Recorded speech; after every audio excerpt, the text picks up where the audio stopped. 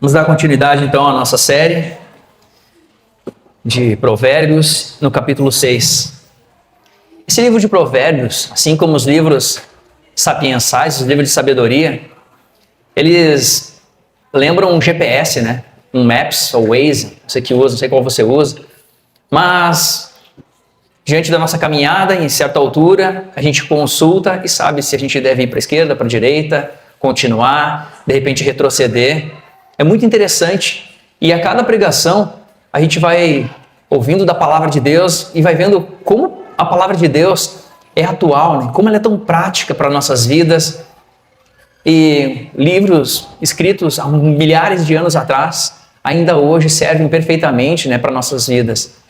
Talvez se um ateu, algum descrente nas conversas do dia a dia dissesse assim, uma prova de Deus, eu preciso de uma prova de Deus, algo factível. Talvez a gente devesse pegar os livros de provérbios ou de sabedoria, dar para essa pessoa e dizer, cara, dá uma lida nisso daqui e ver se isso não revela muito do caráter de Deus, se não é o próprio Deus nos aconselhando. Que maravilha que é, né, meus irmãos, e tem sido essa série, ouvir dos irmãos, aprender, as nossas conversas também. E hoje nós vamos para Provérbios 6, verso 1 ao 19, e a palavra de Deus nos convida a gente olhar para 3 advertências seríssimas de comportamentos destrutivos aqui. A gente vai ter o primeiro, o fiador imprudente, vamos ver a respeito do fiador imprudente. Segundo, do preguiçoso, indolente. E por último, o perverso semeador de discórdias. E aqui, o autor, que é o pai, falando do seu filho, imbuído de grande amor aqui, de experiência de vida também, preocupado com o crescimento, com a sabedoria do seu filho, muito novo, ele vai alertar sobre o autoempobrecimento e sobre a ruína moral e espiritual, para que seu filho tome esses cuidados. E talvez, se essas igrejas que falam sobre teologia da prosperidade se detessem um pouco mais nesses versos, nos 2 primeiros, a gente com certeza teria uma outra qualidade de culto, de palavra nessas igrejas, porque a gente vai ver ao longo do texto como efetivamente fala aqui sobre trabalho, sobre enriquecimento, sobre cuidar das nossas finanças também. Vamos ler então a palavra de Deus, Provérbios 6. Filho meu, se ficaste por fiador do teu companheiro e se te empenhaste ao estranho, estás enredado com o que dizem os teus lábios. Estás preso com as palavras da tua boca. Agora, pois, faze isto, filho meu, e livra-te, pois caíste nas mãos do teu companheiro. Vai, prostra-te e importuna o teu companheiro. Não dê sono aos teus olhos, nem repouso às tuas pálpebras. Livra-te como a gazela na mão do caçador e como a ave na mão do passarinheiro. Vai ter com a formiga, ó preguiçoso. Considera os seus caminhos e sê sábio. Não tendo ela chefe, nem oficial, nem comandante, no estio prepara o seu pão, na cega junta o seu mantimento. Ó preguiçoso, até quando ficarás deitado? Quando te levantarás do teu sono? Um pouco para dormir, um pouco para tosquenejar, um pouco para encruzar os braços em repouso, assim sobrevirá a tua pobreza como um ladrão, a tua necessidade como um homem armado. O homem de Belial, o homem vil, é o que anda com a perversidade na boca, acena com os olhos, arranha com os pés e faz sinais com os dedos. No seu coração a perversidade, todo o tempo maquina o mal, anda semeando contendas, pelo que a sua destruição virá repentinamente, subitamente, será quebrantado, sem que haja cura. 6 coisas o Senhor aborrece, e a 7ª a sua alma abomina.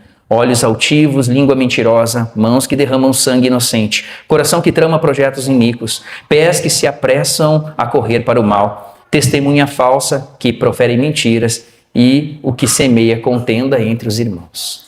Até aqui a palavra de Deus. E o texto bíblico está aqui nitidamente dividido em 3 sessões, o que facilita muito para quem for pregar. Não precisa dividir tanto o texto, né? Como o Gabriel falava, as perícopes do texto. E a primeira sessão aqui, do 1 ao 5, ele vai falar sobre a lida com o fiador. O pai alerta do perigo de assumir a garantia de uma dívida de um companheiro, e ele usa esse termo, ou para um estranho, e ficar preso por suas palavras, preso por sua própria boca. Em uma época em que o aperto de mão tinha muito valor, em que a palavra tinha muito valor, selando quase que como um contrato que hoje a gente tem, né, contratos digitais, que são muito fáceis de assinar, muito rápidos de assinar. Ali ele estaria amarrado àquele compromisso. Vamos entender um pouquinho melhor? Porque vamos imaginar, por exemplo, eu chego lá pro Leandro, na Caixa Econômica Federal. Ei, Leandro, como é que tá, cara? Tudo bom? Eu estou precisando de 50 mil reais. Consegue para mim? Pô, cara, tu me conhece, a gente é amigo, né? Lá da igreja, a gente tá há anos, se conhece. Eu, Leandro, pô, mas claro. Vou procurar uma linha de crédito aqui, um empréstimo para ti, consigo sim. É o trabalho dele, ele vai fazer. Vai se esforçar para fazer, conseguir uma boa taxa de juros. Agora veja que diferente é se eu chegar pro Leandro lá na casa dele e disser, pô, Leandro, a gente se conhece há tanto tempo, somos amigos há tanto tempo, tu me conhece lá da igreja, sou parte lá da liderança da igreja, né, Leandro? Tira um empréstimo para mim no teu nome, que eu tô precisando de dinheiro. Veja como já muda o tom, como é diferente isso. Eu chegar pra Gabi do Rafa e dizer, a Gabi me dizer, Augusto, tu precisa de um fiador se tu quer morar nessa casa aí, que custa 7 mil por mês o aluguel. Aí eu chego lá pro Luciano, fica de fiador para mim nesse aluguel. Eu quero morar ali na Montserrat, na Bela Vista, esse apartamento com 50 dormitórios custa 10 mil por mês. Se puder me ajudar com isso. E assim, a gente vai se enredando, vai se amarrando, vai arrumando fiadores. E hoje em dia, no Brasil principalmente, a maior razão do endividamento das pessoas é o cartão de crédito. Com juros muitas vezes abusivos, chegam até 15% no rotativo. Há uma facilidade muito grande de tu pegar um celular, abrir uma conta digital em qualquer banco, em alguns dias chega o cartão para ti e tu ganha lá 2 mil com limite de 8 mil por mês no cartão, com 12 vezes de parcelamento sem juros. Veja que bom que é isso, né? Que maravilhoso que é isso, que facilidade que é essa.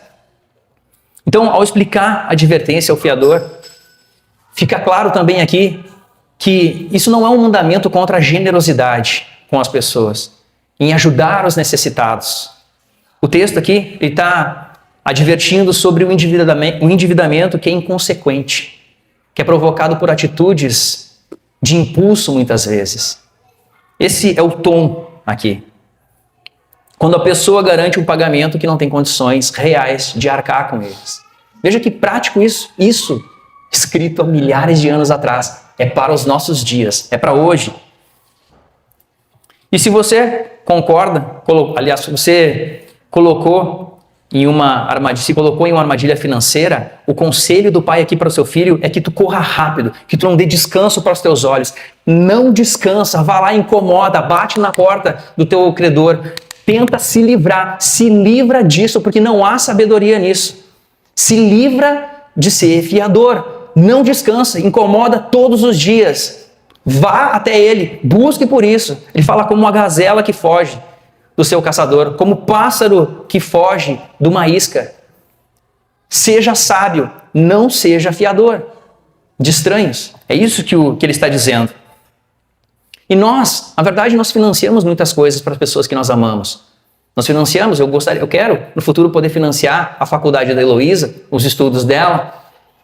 Se minha mãe fica doente, eu vou financiar, se eu tiver condições, eu vou financiar o tratamento dela, das pessoas que não estão próximas. Mas, percebam, o termo companheiro e estranho não são familiares aqui, não são pessoas familiares a nós, são estranhos.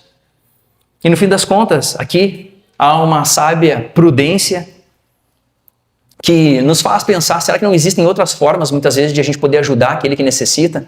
Será que a gente precisa realmente empenhar o nosso nome, o nosso crédito para ajudar outra pessoa? Será que não existem outras formas de fazermos isso? Um exemplo muito prático aqui foi o que fizemos, por exemplo, com o retiro. Vamos tentar fazer uma rifa, vamos tentar juntar coisas, fazer coisas, do que eu ir lá no banco, tirar um empréstimo para cobrir isso e depois a gente vê como é que a gente paga. Há sabedoria nisso.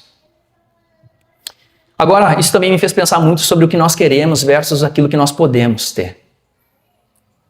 Existem coisas, meus irmãos, que, como dizem por aí, não é para o nosso bico, não são para nós.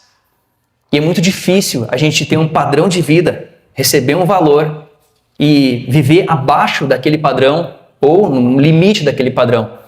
Nós constantemente somos tentados e somos conduzidos, desejamos ter um padrão de vida que não corresponde com aquilo que nós ganhamos, com aquilo que os nossos proventos podem ajudar. Como eu disse, o cartão de crédito é essa razão, né? Se tu entra na bola de neve do rotativo, isso vira algo quase incontrolável, desesperador. E essa é a realidade hoje de muitos brasileiros, de muitos irmãos. E aí vem uma série de consequências em função disso, dentro de casa, no lar, brigas. Por isso nós devemos ter paciência, planejamento financeiro, domínio próprio, que é um fruto do Espírito Santo, sabedoria, como a própria palavra nos mostra aqui. E nós precisamos também ter bom senso. E não nos colocarmos no lado como fiadores, mas também não nos colocarmos como aquele que pede. Porque normalmente o que acontece, quando a gente precisa estar apertado, é a gente apelar para o sentimento das pessoas, né? Apelar para a amizade das pessoas, como o argumento que eu usei aqui no exemplo do Leandro. Mas, como disse, livra-te, pois, caíste na mão do teu companheiro, é o que diz o sábio. Isso me lembra muito um caso, logo que eu casei com a Vanessa, tinha cheque. Ganhava mal, mas tinha cheque. Naquela época, 2009 isso. E aí precisava pagar o álbum de fotografia do nosso casamento. E a gente fez lá em 24 cheques, que fosse. E aí, todo mês a Vanessa mandava aquele valor, botava na minha conta aquele valor, e o cheque era debitado pelo fotógrafo. Só que no meio dessa história, eu trabalhei com um amigo que me ajudou vindo para Porto Alegre, me alugou por um preço muito barato, o local onde eu morava. Um querido padrinho de casamento. Ele tinha uma cantina, a gente trabalhava junto e eu tô desesperado, eu não tenho condições de pagar os fornecedores. E tu falou que tá pagando teu álbum com cheque, né? Então tu tem cheque? Eu tenho cheque e tal. Ele, eu preciso que tu me empreste umas 5 folhas, tu assina aí pra mim, porque daí eu vou dar o valor, eu vou comprar, daí vai chegar produtos, a gente vai vender. E eu, vamos fazer isso. Fiz isso, no intuito de querer ajudar a pessoa. No entanto, alguns anos depois, passado talvez uns 5 anos, chamo o pastor lá no educandário, quando eu congregava lá no gabinete. Eu fiz alguma coisa errada, falei alguma coisa que não devia. Eu entro lá no gabinete e o pastor, junto com o irmão, que era o segundo dele, que era contador, a gente viu aqui que tu tem uma dívida, que tu tá no vermelho. E eu fiquei com uma vergonha, assim, cara, como é que pode? Como assim? Eu não tenho dívida nenhuma. Não, tu tem, a gente queria te consagrar obreiro, só que nenhum obreiro na Assembleia de Deus pode ter o nome sujo lá fora. E eu fiquei assim, não sabia onde enfiar a cara, e eu, mas tem como saber de onde é que vem isso? Ele deu o nome, era com HSBC na época. E eu fui lá ver, enfim, entender tudo o que tinha acontecido, por óbvio, esse amigo que estava com dificuldades não conseguiu depositar o valor do cheque, debitar o cheque, e eu entrei no Serasa pela primeira vez. Como bom colorado, fiquei no vermelho. Mas se eu tivesse um pouquinho mais de entendimento bíblico, se eu conhecesse a palavra de Deus, o jovem é tão imprudente, né? O jovem é tão insensato, nos falta conhecimento bíblico muitas vezes. Se eu tivesse visto com a seriedade que esse texto tem, o que ele diz, livra-te como a gazela na mão do caçador e como a ave na mão do passarinheiro. Não faz isso. O pai está dizendo, não faz isso. Com certeza não teria passado por esse constrangimento.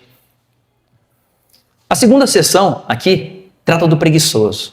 E é a minha sessão favorita, embora a mais importante seja a última. O apelo aqui muda de tom e agora o sábio, o pai, vai dizer para o preguiçoso, vai ter com a formiga. Observa os caminhos da formiga. A formiga, meus irmãos, talvez seja um dos animais, junto das abelhas, mais maravilhosos que existem na natureza. A forma como sociedade ela se comporta, a forma como cada uma tem um papelzinho ali no meio, na colmeia, como é que chama aquele grupo? No formigueiro delas. Elas trabalham para a sociedade, elas trabalham para a família, elas cumprem esse papel. Eu gosto muito, às vezes, quando numa praça, eu estou com a Heloísa, de a gente olhar os caminhos, né, que são quase túneis debaixo das gramas, assim, e aquelas formigas carregando coisas enormes, trabalhando domingo de tarde, não observando o dia do Senhor, vê se pode. E elas ali trabalhando arduamente, uma atrás da outra, trabalhando. para que quando chegue o inverno, elas tenham o que comer, tenham previdência. Ao contrário dela, o preguiçoso, como diz a palavra de Deus, cruza os seus braços, um pouco para dormir, diz aqui. E aqui, a procrastinação, a preguiça, a indolência, a falta de vontade, de motivação com o nosso trabalho. Ele diz que a pobreza sobrevenha repentinamente como um assaltante ou como um homem armado. Veja que a preguiça nos leva, muitas vezes, quando bate a necessidade à porta, o desespero vem. Tá, mas onde é que eu vou tirar dinheiro? Tá, mas o que eu vou fazer agora? Será que eu vou ter que ir lá no Leandro pedir para ele ser fiador para mim? O que eu vou fazer agora? Mas não leva em consideração todo o tempo em que estava curtindo, né? Trabalhando o suficiente. Não vou me estressar muito, né? Tem que ter um tempo para mim. O grande problema é que, para não sermos pobres, precisamos sermos trabalhadores, mas não somente isso, sermos trabalhadores, mas gerir também os nossos bens, gerir os nossos recursos. Esse é um exemplo também que vemos na formiga, que trabalha para juntar, para depois ter no momento de necessidade. E ser produtivo na juventude, na nossa juventude, eu falo aqui com uma igreja que na sua maioria são de pessoas jovens. Na juventude é quando nós temos mais energia, mais disposição, mais criatividade. A juventude é o verão, mas também nós somos mais distraídos, mais inconsequentes. A velhice é o inverno, quando agora que eu juntei a minha vida inteira, vou me aposentar, vou tomar meu chazinho, vou aproveitar a vida, finalmente vou maratonar todas as séries que eu queria ver. Agora eu tenho tempo, agora é o inverno. A geada chegou e os meus cabelinhos estão brancos. Esse é o ensino que está aqui. É isso que a palavra de Deus nos fala. Mas deixa eu ir um pouco mais longe e fazer uma digressão aqui nesse texto. Eu estou ciente de que muitos de nós aqui na igreja, homens, mulheres, nós não temos um chamado para o ofício religioso, para o episcopado. Muitos de nós não vão ser pastores, não vão pregar, não vão ajudar em diversas coisas. Mas alguns de nós vivem uma tensão entre se dedicar às coisas da igreja e focar no trabalho. A gente sabe como é lá fora, a concorrência é muito grande. Agora, com tecnologia e IA, cada vez mais nós somos tentados a pensar que nosso trabalho vai parar de existir. E o que nós vamos fazer da vida? Mas a igreja aqui, ela também é o hospital da alma. Ela é o local onde nós somos discipulados, discipulamos, onde vivemos com a nossa família espiritual. Eu quero dizer isso é que uma coisa não funciona, o trabalho secular não funciona em detrimento do trabalho, da cooperação, da comunhão dentro da igreja. O que muitas vezes afasta as pessoas da comunidade é um falso pretexto de que eu já sirvo a Deus no mundo lá fora. Essa é uma das coisas que eu mais desprezo no neocalvinismo. Não, né? Soberania das esferas, né? Lá fora, né? Redimir o mundo. Não, estou sendo cristão lá fora, não sei o que lá. E é indolente com a igreja, desdenha a igreja, não tem compromisso com as coisas de Deus. Não, porque tem que ser crente lá fora, né? Lá fora, tem que ser crente lá fora, assim, fazer diferença lá fora. Porque a gente tem uma má compreensão de trabalho. Nós precisamos da segurança da igreja, da prestação de contas, nós precisamos do alimento espiritual, precisamos da congregação, para que nós não sejamos engolidos pelas nossas ambições no mundo lá fora. Se o evangelho não for o nosso parâmetro para trabalho, outra coisa vai ser. E provavelmente venhamos a criar falsos deuses, e falsos deuses exigem sacrifícios. Ele vai fazer com que tu sacrifique no altar do teu egoísmo a tua família, os teus amigos, a tua comunhão com Deus. Veja o que diz Michael Wharton no livro O Cristão e a Cultura. Ao menos que você tenha um chamado ao episcopado, devemos entender que a igreja é como uma central de reabastecimento para o serviço que se faz no mundo.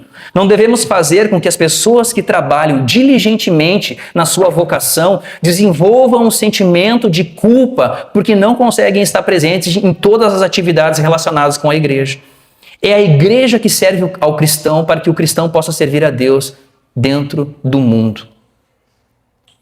Nós somos chamados para fora. Nós somos chamados para sermos sal e luz lá fora. Como eu disse, nem todos vão ter esse chamado para o ensino na igreja, para o pastoreio das pessoas. Nem todos, e está tudo certo, essa é a diversidade da igreja. Para aquele que tem esse chamado, não há um problema. Não há um problema servir. A gente observa ao longo da caminhada muitas pessoas, não, agora eu quero fazer isso, eu quero ajudar, agora não, eu quero ajudar na igreja, empolgado. Aí tu, legal, então toma tal atividade para fazer. Daqui a 3 meses, larga de mão, porque não pensou muito bem a respeito daquilo que queria fazer. Não está alinhado, cara, eu preciso estudar, eu preciso trabalhar, eu quero ajudar a igreja? De fato, eu quero ajudar? Será que Deus não está me fazendo prosperar, de repente, financeiramente, para que eu possa ajudar com recursos financeiros a igreja, do que efetivamente meter a mão para fazer alguma coisa? Eu acho que é um pensamento importante, uma reflexão importante que todos nós devemos fazer. Só que se nós não encaramos o trabalho como uma vocação, se nós não encaramos o trabalho como uma dádiva de Deus, o resultado disso é a nossa infidelidade, a nossa insatisfação, a nossa infelicidade com o próprio trabalho. Não importa o que você faça, você vai ser insatisfeito. E porque muitos de nós, em função de uma má teologia do trabalho, nós pensamos que o trabalho é uma coisa que eu preciso fazer para colocar comida na geladeira. O trabalho é cansativo, o trabalho é chato, o trabalho é repetitivo. O trabalho é trabalho. É trabalhoso trabalhar. Quantos de nós não nos enxergamos como cristãos redimindo o mundo por meio do nosso próprio trabalho? Presta atenção, meu irmão, minha irmã, que o seu trabalho resolve um problema. O seu trabalho vai sanar uma dor. O seu trabalho redime o mundo. É daí que vem o termo, para quem empreende, a dor do cliente. Há uma dor, há uma necessidade. O seu trabalho aplaca aquela dor. Você precisa trabalhar para ser útil em alguma coisa. Isso é o empreendedorismo redentivo, Eu vejo uma necessidade do mundo lá fora. Eu percebo que há um sofrimento, há uma dor. Eu vou trabalhar para aquilo lá melhorar. Então, quando nós enxergamos o trabalho como uma dádiva, uma vocação, o nosso dinheiro passa a ser uma bênção também. E nós não usamos o trabalho contra Deus, como quem diz, não, olha só, não tenho conseguido ir nos cultos, porque tu tem que trabalhar muito, tu tem que estudar muito, não estou conseguindo vir domingo de manhã, acordo cansado, não tenho para descansar, porque segunda vem o trabalho. Deus te deu o trabalho e tu usa contra Deus o trabalho. Não posso ir, não estou com a vida ganha, não sou que nem o fulano de tal lá, eu tenho que trabalhar, tem um monte de coisa para fazer. E desdenha das oportunidades, muitas vezes de cooperar, de estar junto. É isso, meus irmãos, nós precisamos melhorar a nossa teologia do trabalho. Eu fiz uma pesquisa e as 50 maiores empresas do mundo têm apenas 3 CEOs que estão relacionados com o cristianismo. O CEO da Walmart é batista, sabiam disso? Do JP Morgan é da ortodoxa grega. E o Andy Jassy, que é o atual CEO da Amazon, é judeu. Mas se nós somos cristãos, a maior religião do mundo, com o maior número de adeptos, por que nós não estamos à frente das grandes empresas que financiam e ditam a cultura no mundo todo? Porque nós temos uma visão tacanha e errada do trabalho. A nossa teologia do trabalho é muito ruim. A verdade é essa. Muitos de nós entendem, não, Jesus vai voltar, vai arrebatar a igreja e a igreja vai sair desse mundo aqui. Por que eu vou cuidar do mundo? Por que eu vou querer redimir cultura? O mundo é mau, bom é estar no céu, como se fosse uma abstração, assim, estar no céu. Por que eu vou trabalhar para esse mundo aqui? E essa falta de inspiração, meus irmãos, essa falta de paixão, muitas vezes é uma das razões que nos deixam preguiçosos e imprudentes com o nosso trabalho. Porque na nossa cabeça a gente enxerga as coisas como sagradas e profanas, e não como um Deus que está em todo lugar, nos chamando para fazer diversas coisas. A prótese foi desenvolvida por um médico francês, Ambroise Paré, há 500 anos atrás. Preste muito bem atenção nisso. Há 100 anos atrás, um americano, James Edward Enger, que é empreendedor e um protético, melhorou a prótese. Agora imagine, isso pós a Segunda Guerra, agora imagine alguém que recebeu a notícia, tu nunca mais vai andar. tu nunca mais vai caminhar. Perdeu tua perna, teu braço, sei lá que seja, nunca mais.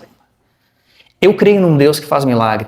Eu creio num Deus que pode operar maravilhas. Ele pode, ele é Deus, se ele quiser, ele faz. Agora, imagine, Deus nos deu intelecto, Deus nos deu capacidade de trabalho, criatividade, para que a gente possa ver o sofrimento de uma pessoa, trabalhar, e como nesses homens fazia prótese, e essa pessoa poder voltar a andar, ter liberdade novamente. O texto de Romanos 8,19 diz: toda a criação geme como com dores de parto, aguardando a manifestação dos filhos de Deus, de você, do seu toque criativo, de cuidado, de amor pela criação de Deus. Todo o trabalho desenvolvido por um cristão deve ser diligente, feito com zelo, com amor e com propósito. Porque o nosso trabalho aponta para um lugar que para João era como que com ruas de ouro. Um lugar onde não vai ter dor e nem tristeza. Nós estamos caminhando para esse lugar. O nosso trabalho também deve caminhar para esse lugar. Seja lá o que você faz, você resolve um problema. Você traz beleza para o mundo, para esse mundo caído e mal. Você consegue entender isso? Isso, portanto, deve nortear a nossa motivação para o trabalho. Agora, por que eu dei essa baita volta, meninos do gaúcho? O pai sábio aqui se esforçou para motivar o filho. O pai aqui, ele não tinha a plena revelação de Cristo. Nós estamos expondo um livro que é a sombra. Ele não conheceu Jesus Cristo. Há mais sabedoria nessa manhã, porque nós conhecemos a Cristo. O Evangelho nos foi revelado. E nós podemos entender o trabalho dessa forma. Certamente, se o sábio conhecesse a Cristo, ele usaria essas palavras, possivelmente, que eu usei aqui com vocês. Ou esses exemplos que eu usei aqui. Eu não tenho dúvida que o carpinteiro que ajudou José não fazia corpo mole. Não era preguiçoso para o trabalho. Eu desconfio que ele era muito bom no que fazia, e se não era muito bom, ao menos ele era esforçado naquilo que ele fazia. Jesus é a personificação da sabedoria, o homem mais sábio que pisou nessa terra, nesse mundo. E ele gosta de fazer um bom trabalho. Jesus gosta de fazer um bom trabalho, e eu vou te provar nessa manhã, agora, como Jesus gosta de fazer um bom trabalho. E como nós deveríamos nos esforçar para fazermos bons trabalhos. Cristo, Deus, que estava lá na criação, ao final de cada dia, 7 vezes na narrativa da criação, após fazer os mares, os animais, a terra, todas as coisas, o ser humano, ele sempre dizia, é bom. O Cristo que estava lá trabalhando, disse, é bom. E como é bom, né, meus irmãos, quando a gente faz alguma coisa e diz, cara, isso aqui ficou bom. Ao final do dia, cansado, hoje eu trabalhei um monte, mas hoje eu trabalhei, hoje foi bom. Coisa boa é fazer isso. Tô enfrentando um problemão no trabalho, daqui a pouco você resolve o problema, tu consegue resolver, coisa boa.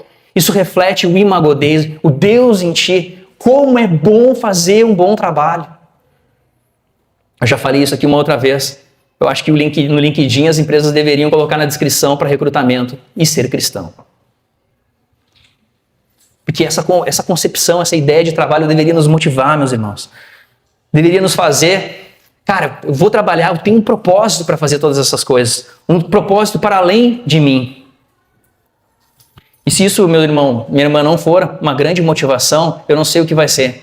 Porque quando a prosperidade vir, quando o dinheiro aparecer, a gente vai dizer, ok, tem dinheiro, e agora? O que eu faço? E aí? A formiga foi apontada como a professora da sabedoria perfeita porque ela tem autodisciplina e previdência. Ela não precisa de chefes cobrando ela para trabalhar. Ela trabalha. Ela é produtiva. Então, quanto mais nós cristãos. A terceira seção, que é do verso 12 ao 19, aborda o homem de Belial, que é o perverso. E ele descreve alguém que tem a mente e que tem o corpo corrompidos. Tem perversidade no coração, na língua, nos olhos, nos pés, nos dedos, trama maldade continuamente. E a exposição aqui combina numa lista de 6 coisas que o Senhor aborrece e uma 7ª coisa que o Senhor abomina. Diz: olhos altivos, língua mentirosa, mãos homicidas, coração perverso, pés velozes para o mal, testemunha falsa, finalmente, aquele que semeia discórdia entre os irmãos. Vou fazer um parênteses aqui. Eu acho que no marketing, em alguma altura, em alguma agência, um crente disse: cara, é o seguinte, vamos fazer o seguinte, vamos criar esse tipo de conteúdo aqui, ó. 6 dicas de como, nananana, e a 7ª você vai se surpreender. Já viu esse tipo de conteúdo nas redes sociais? Porque parece que tirou daqui, né? A ênfase aqui está na 7ª coisa. A sabedoria bíblica parece também, lendo o texto, entrelaçar esses 3 personagens. No primeiro momento nós temos o fiador, depois nós temos o preguiçoso, que prejudicam a si mesmos. E nesse degrau da insensatez, ele vai descendo até chegar no último, que é o perverso, que prejudica ativamente as outras pessoas. E ele chama o termo aqui de Belial, que significa alguém vil, alguém inútil, alguém com influência maligna, alguém beligerante. E ao contrário da formiga e do trabalhador que é diligente, que é honesto, nós temos aqui alguém que está empenhado a arruinar relacionamentos. Agora, por minha conta, eu imaginei aqui alguém. Vou lá, sou fiador do Rodrigo, e daí Rodrigo não paga a conta. Eu vou lá, 100 mil na minha conta. Primeira parte. Fui fiador, me dei mal. Estou com uma dívida impagável para o resto da minha vida. No que isso vai desaguar? No meu trabalho. Por que eu vou trabalhar? Eu não vou conseguir pagar essa conta. Vem a preguiça, a displicência com o trabalho, com uma dívida que parece impagável, infindável. Aí você chega para a pessoa e diz: não, mas cara, vamos na igreja, se Deus... Que igreja? Porque o pastor, não sei, porque tem aquele irmão lá, que não sei o que lá, já começa a disseminar. Parece que existe uma linha tênue aqui, uma linha condutora entre todas essas 3. Eu já conheci pessoas assim. Pessoas frustradas com o trabalho, financeiramente, e que veem a igreja como um lugar que não vai resolver os problemas financeiros dela. E muitas vezes o pastor como alguém que está ali só para extorquir dinheiro das pessoas. São maldizentes, faladoras, arrogantes, totalmente frustradas com as decisões que tomaram. E apontam seus dedos para a igreja. Então, essa estrutura de lista de 6 coisas, e a 7ª que ele fala aqui, é um recurso poético do hebraico aqui, para dar uma ênfase a esse 7º item. Deus odeia, Deus repudia o orgulho, a mentira, a violência, mas o clímax aqui é que Deus abomina, no nível mais profundo, a pessoa que provoca discórdia, contenda entre os irmãos. O pai diz assim, olha só, mãos que derramam sangue inocente. Mãos que derramam sangue inocente. Disso Deus se aborrece, mas Deus não abomina. No discurso de sabedoria aqui, há uma ênfase muito grande pela união da igreja, pela unidade da igreja. Eu dou graças a Deus, meus irmãos, porque aqui no Botânico a gente não tem isso. Eu louvo a Deus, talvez isso seja porque a gente é uma igreja pequena, ainda com poucos membros, todo mundo se conhece, mas é uma desgraça congregar num lugar onde sabe que tem pessoas que não se dão, pessoas que não se amam, pessoas que ficam falando mal uma das outras, cheia de departamento na igreja. Parece uma igreja muito bonita, cheia de departamento. Aí, é porque o obreiro fulano não veio no encontro que eu fiz aqui dos casais.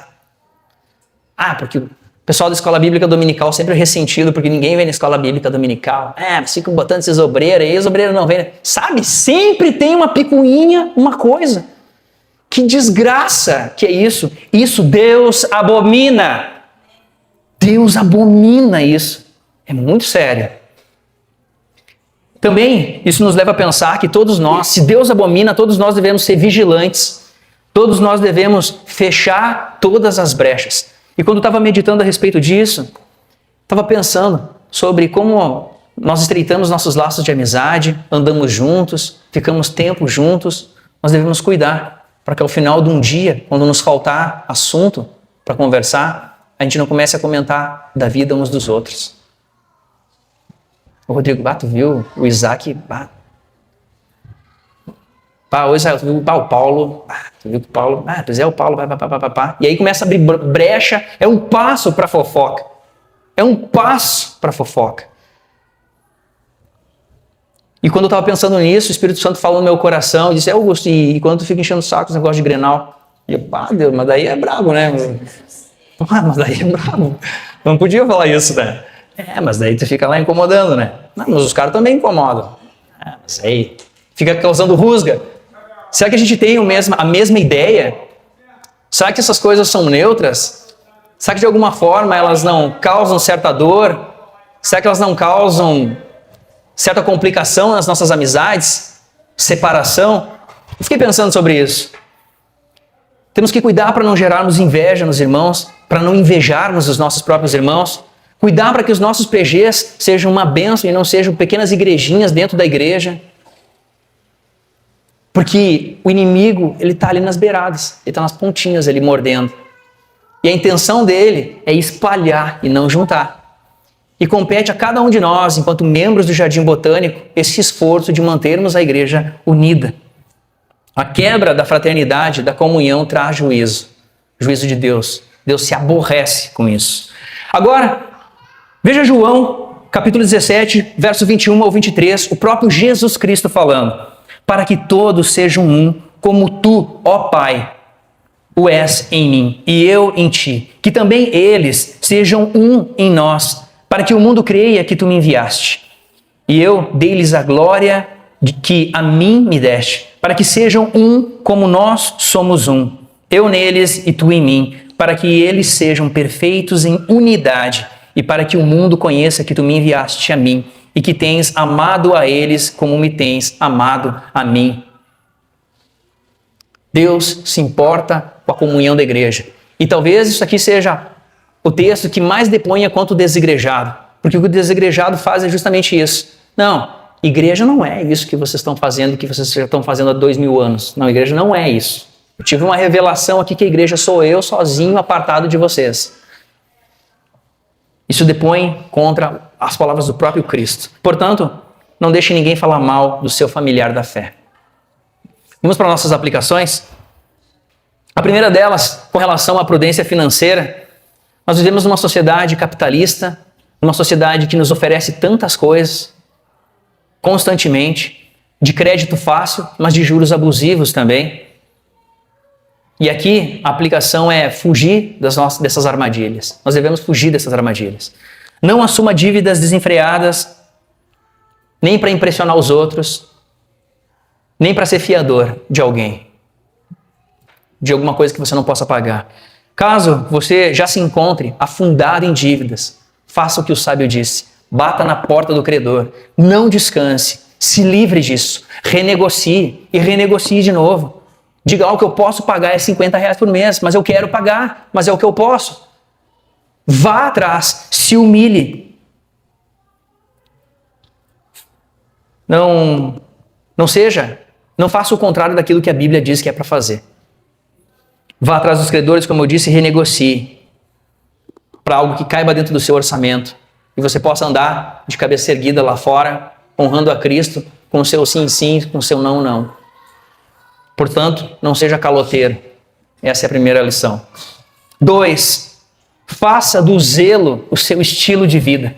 E o texto aqui nos desafia a abandonar atitudes preguiçosas que muitas vezes mascaram a nossa apatia sobre um véu de desculpas.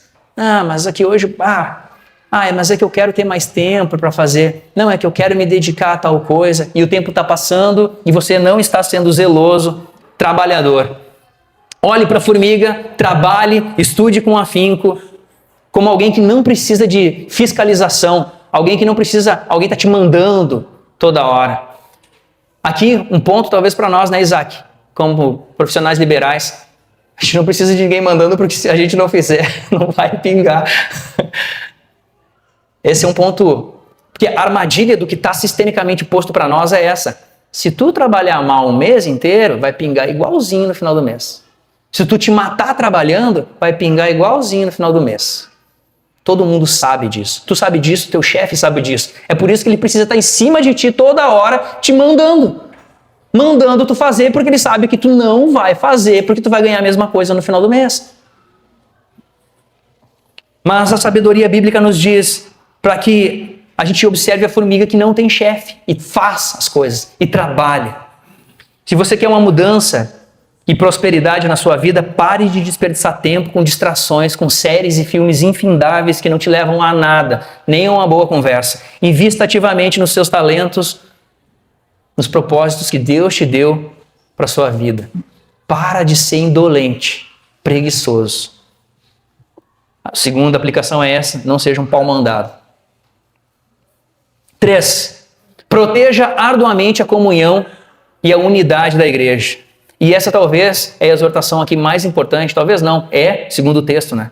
Que Deus abomina quem espalha discórdia entre os irmãos. Nós devemos ser defensores inegociáveis da paz e da unidade, seja dentro do nosso lar, seja na igreja. É uma atribuição, uma convocação que todos nós temos. Não, na minha casa a gente não vai brigar. Na minha casa a gente não vai se separar. Eu vou me esforçar para que a unidade seja mantida aqui dentro. O homem de Belial tem o prazer de sussurrar mentiras, de usar o seu gênio iracundo para destruir bons relacionamentos. Essa é uma conduta vil. É aquele que aponta os dedos. Isso me lembrou um juiz muito famoso no nosso país, né, que fez uma cena assim, né? Que com os dedos aponta para fazer maldade. Na hora se me vê aquela figura, quase que como uma revelação. Se houver feridas, meus irmãos, não resolvidas, seja humilde como Jesus, que lavou os pés daquele que ele sabia que iria lhe trair. Perdoe concretamente, não guarde ressentimentos no seu coração, recuse-se a ser usado pelo diabo para causar dissensões e divisões dentro da igreja. A terceira aplicação é essa: não seja fofoqueiro. Vamos nos colocar de pé?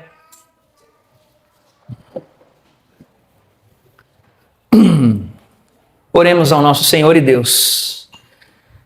Senhor, Deus criador de todas as coisas, sustentador de todas as coisas, nós te louvamos, Senhor, pela tua palavra, pela clareza do teu santo evangelho, Senhor.